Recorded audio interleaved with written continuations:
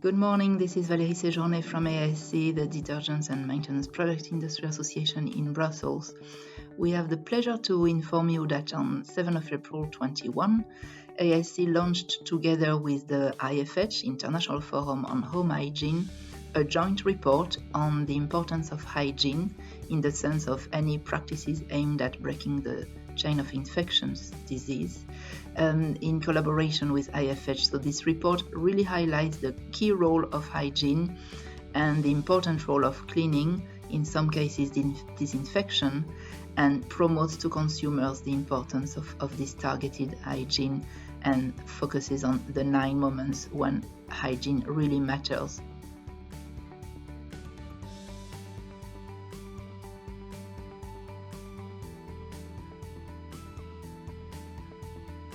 So there is very rich content in the report, common definitions agreed by academia and industry, as well as interesting consumer habits data gathered during the pandemic and in order to demonstrate that there is room for improvement with regard to consumers' understanding of cleanliness and hygiene, disinfection, and adapting consumer behavior to this end.